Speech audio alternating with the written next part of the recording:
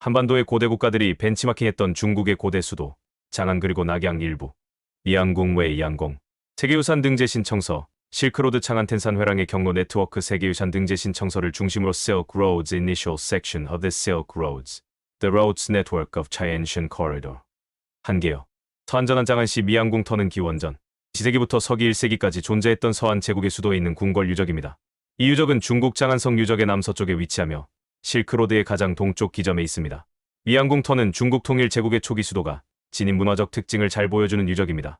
미양웨이 양은 끝없다는 의미로 2년 전에 지어진 창러궁 장르여궁, 영원한 행복의 이름과 함께 영원한 행복이 아직 중간 지점에 도달하지 않았다는 의미로 해석됩니다. 즉, 한 왕조의 영원한 번영을 기원하는 뜻이 담겨 있습니다. 장안성은 기원전 202년에 건설된 서안 제국의 수도였습니다. 한나라의 고조 유방이 재상소와에게 명하여 건설한 도시죠. 서안이 멸망할 때까지 정궁 역할을 했던 미양궁은 장안성 내 서쪽에 위치하고 있어 서궁이라고 불렸으며 마주보고 있던 장락궁과 더불어 장락미양이라고 일컬어졌습니다. 현재의 산시성 시안 북서쪽 교외의 웨이 강옆 고원에 위치했던 이 도시는 남쪽, 서쪽, 북쪽으로 진산, 자오허, 위어에 둘러싸여 방어가 매우 용이한 위치에 있었습니다. 인근의 관중군지는 중국의 중요한 농업지역이자 중국 문명의 발상지 중 하나였습니다. 미양궁은 서안 장안성의 가장 중요한 궁궐로 한나라 권력의 중심지였습니다. 기원전 200년에 건립된 미양궁은 장안성 남서쪽 모퉁이에 위치했으며 정사각형 모양으로 동서 약 2250m, 남북 약 2150m서 면적이 4.8했습니다. 현재의 경복궁보다 약 1.75배 더 넓은 크기입니다. 궁궐의 내면에는 성문이 있고 내 모퉁이에는 포탑이 세워졌으며 궁궐 지역을 가로지른 주요 도로가 동서남북으로 있었습니다.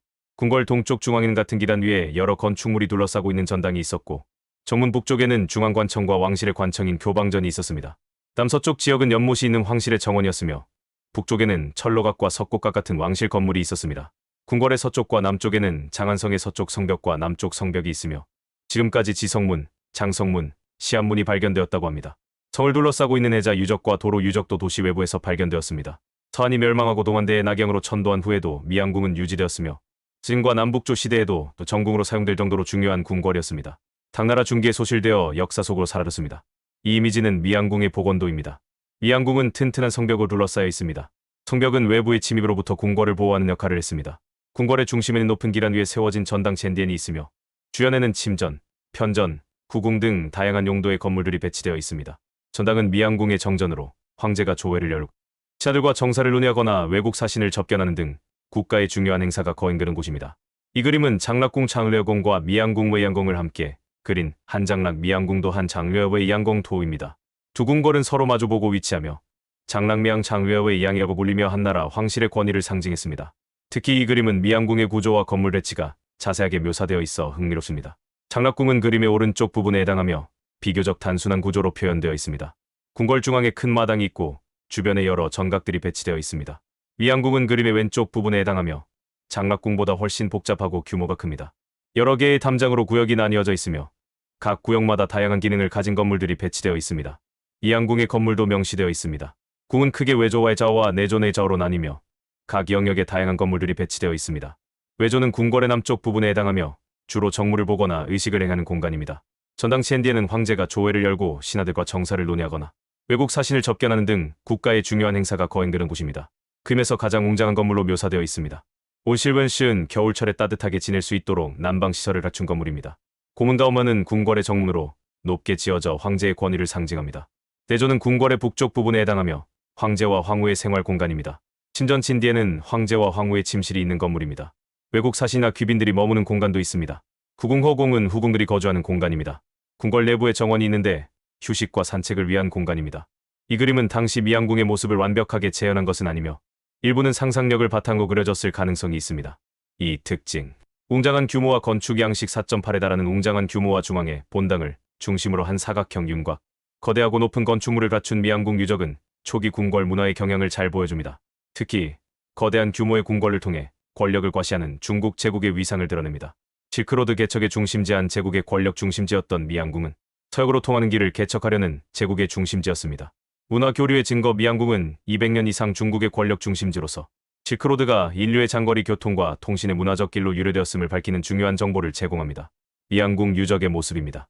미양궁은 여러 개의 구역으로 나뉘어져 있으며 각 구역은 성벽으로 구분되어 있었습니다. 사진에서는 궁궐의 외곽 성벽과 내부 구역의 일부를 확인할 수 있습니다. 사진 중앙에는 넓은 광장과 함께 건물터가 보입니다. 미양궁의 주요 전각이 있던 곳입니다. 이 자료는 미양궁의 양궁 유적의 공간 구성을 보여줍니다. 노란색 선은 유적의 경계를, 녹색 선은 고고학적 조사 영역의 경계를 나타냅니다. 주적의 목록은 유적을 궁궐구역, 정원구역, 기타 구역으로 분류하고 있습니다. 각 구역에는 해당하는 유적의 이름이 있습니다. 예를 들어 궁궐구역에는 전당, 침전, 부속 건물 등이 있습니다. 3구역 별 설명. 이 사진은 미양궁 유적 중 전당 첸디엔을 촬영한 항공사진입니다. 전당은 미양궁의 정전으로 황제가 정무를 보거나 중요한 의식을 거행하던 곳입니다. 높은 기단 위에 건설된 전당 유적은 넓은 광장을 중심으로 여러 건물터가 둘러싸고 있습니다. 기단은 건물의 위험을 높이고 습기로부터 건물을 보호하는 역할을 했습니다.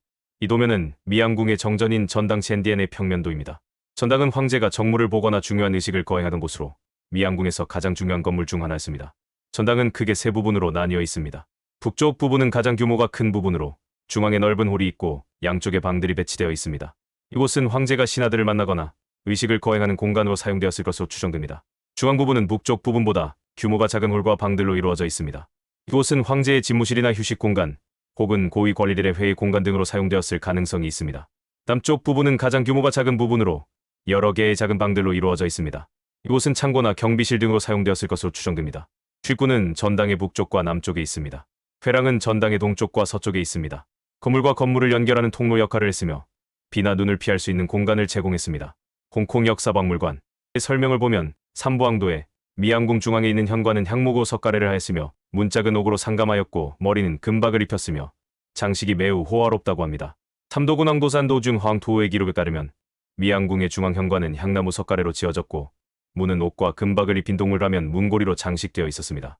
궁전은 호화롭게 장식되었습니다.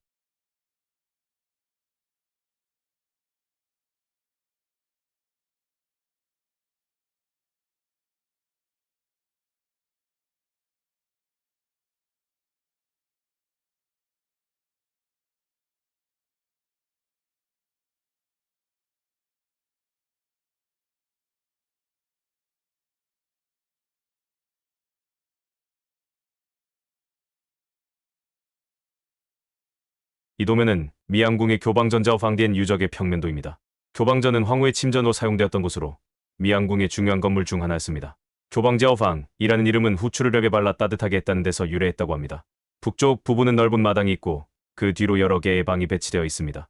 마당은 각종 행사나 의례를 위한 공간으로 사용되었을 것으로 추정되며 뒤쪽 방들은 황후의 침실, 거실, 시녀들의 방 등으로 사용되었을 가능성이 있습니다. 남쪽 부분은 북쪽 부분보다 규모가 작고 여러 개의 작은 방들로 이루어져 있습니다. 창고, 부엌, 세탁실 등으로 사용되었을 것으로 추정됩니다.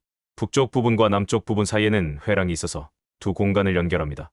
문은 북쪽, 동쪽, 서쪽에 있습니다.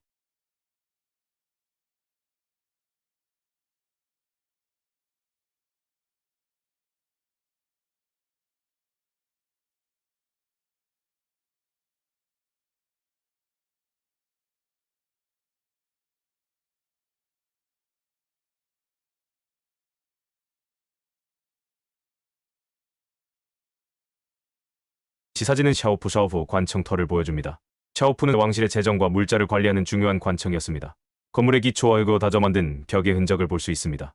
관청 안에는 넓은 공간이나 마당이 있었던 것으로 보입니다. 이러한 공간은 관리들이 모이거나 물자를 이동하는 등 다양한 용도로 사용되었을 것입니다. 지사진은 샤오프 관청터의 F사 유적을 보여줍니다.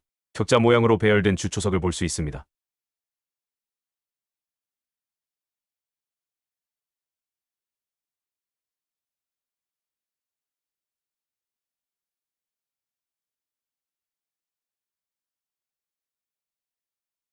이 도면은 중앙관공서 유적의 평면도입니다.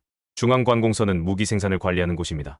중앙관공서에서 수집한 유물주로 석궁과 아래 붙은 뼈 라벨은 서한의 무기 관리 체계를 연구하는 데 매우 귀중한 자료라고 합니다.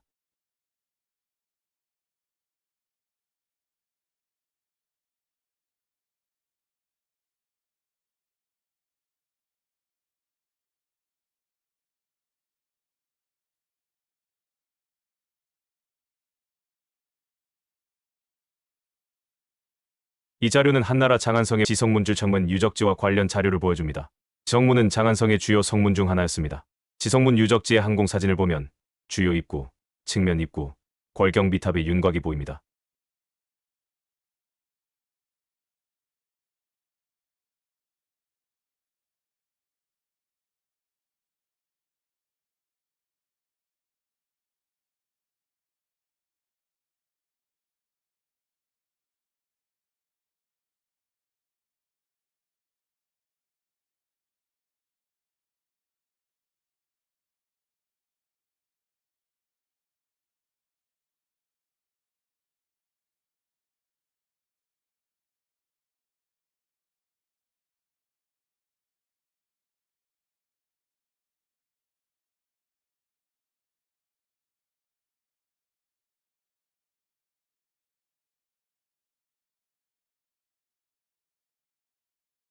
아래의 사진들은 지성문 유적지에서 발굴된 유물을 보여줍니다.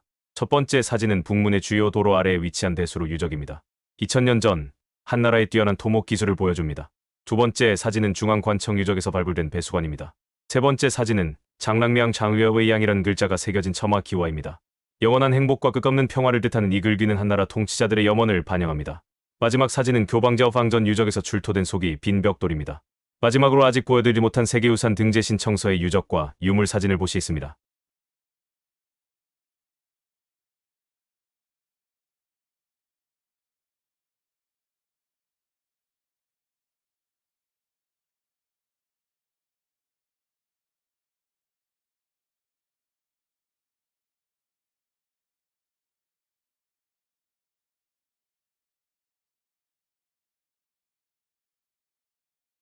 지사진들은 미양궁 유적에서 발굴된 다양한 고고학적 유물들을 보여줍니다.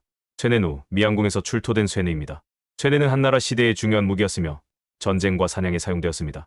이 유물은 당시의 무기 제작 기술을 보여줍니다.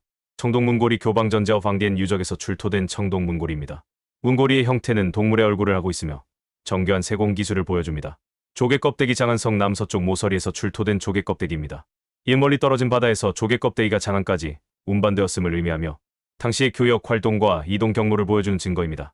청동동전 중앙관청 유적에서 출토된 청동동전입니다. 동전에는 발량반양 이란 글자가 새겨져 있으며 한나라 시대의 화폐 제도와 경제 활동을 보여줍니다. 화포허부, 동전 장안성 남서쪽 모서리에서 출토된 화포 동전입니다. 화포는 한나라 시대에 사용되었던 독특한 형태의 화폐입니다. 갑옷 조각 장안성 남서쪽 모서리에서 출토된 갑옷 조각입니다. 이는 당시 군인들의 복장과 무장 상태를 보여주는 자료입니다.